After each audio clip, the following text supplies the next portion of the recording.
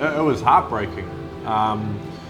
Especially the early lockdowns, there were days when I was in here working and I literally had to leave.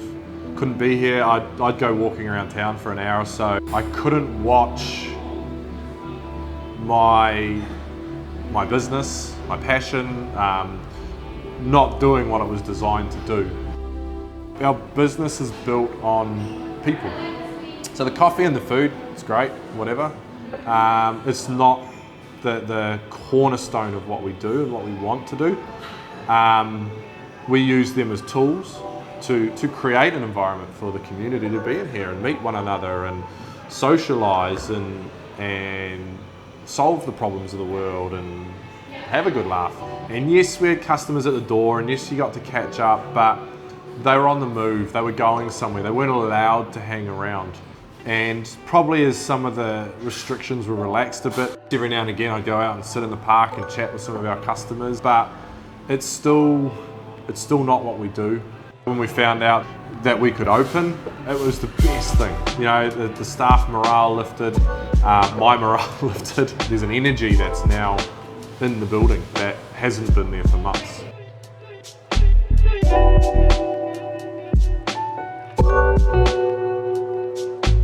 So for customers to actually come in and stop for a moment, they get to be in a space that's not their life maybe. And they can be who they want here.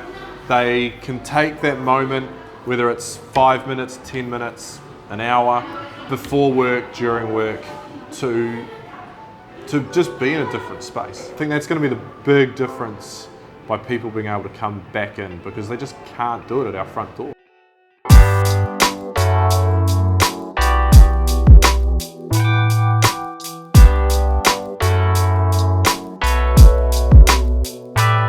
We have a running group that they go and an exercise group, they go out and do their exercise early hours in the morning. I don't know how they do it, but they do.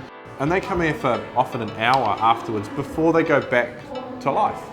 It's just that moment for them just to go, okay. Some mornings it is just hysterical laughter. They're probably the naughtiest bunch of customers I've ever had. The vibe and the life of cafes, they're a bit like the salon or the barber shop. They're those meeting places. You talk rubbish and you solve problems of the world, and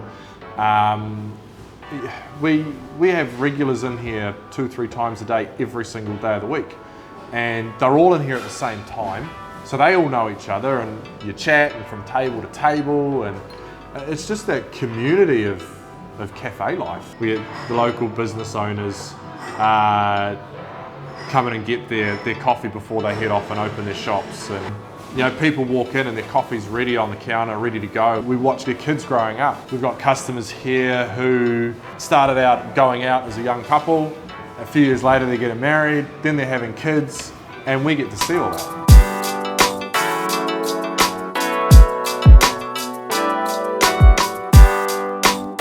Pukekohe fits with our business model of being a community space and what we believe cafes should be.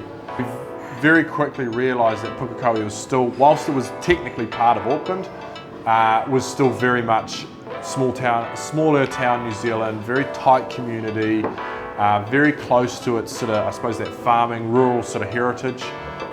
What we wanted was that community, and Pukekohe's got it in spades. We're very grateful to our customers.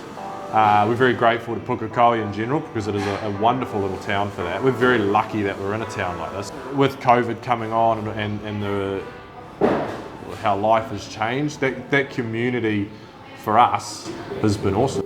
Just the support and knowing that when we can open up again, the people are here and our regular customers are going to be back.